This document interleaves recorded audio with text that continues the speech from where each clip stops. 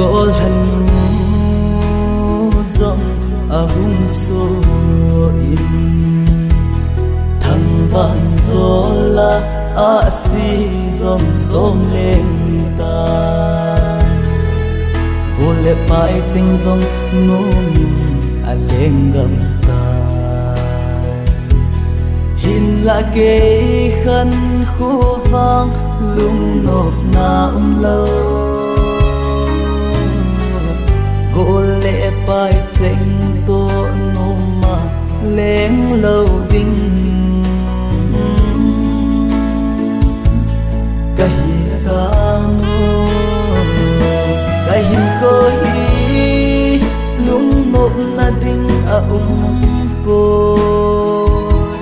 chung bắt thiết thiếu guồn dên dòng lệ xin lấy mi hem cái dễ in cô lệ bài tranh tội nó mà lên căn nó mẹ cái hình của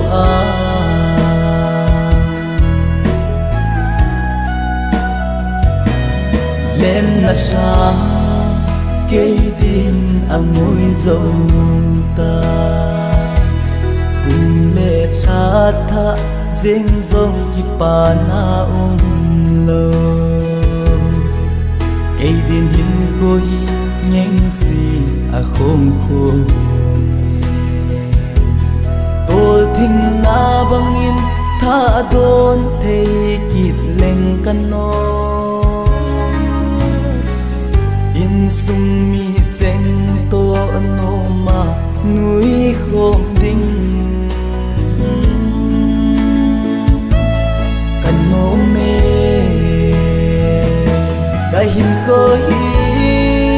lung nộp na đinh bồ chung bắt thiết thiếu guồn dên dòng lệ xin lấy mi hem cái dễ in cô lệ bài tranh tội nó mà lên căn nó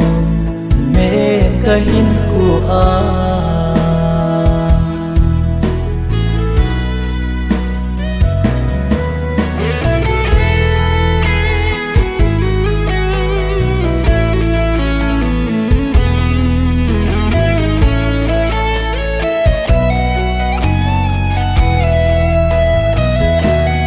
lấy xiết na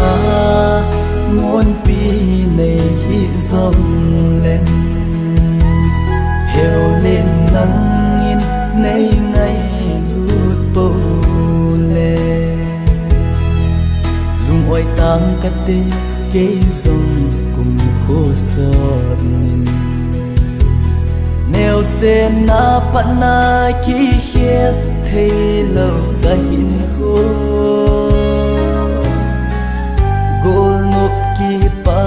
na nuôi na cá vai mò xin lấy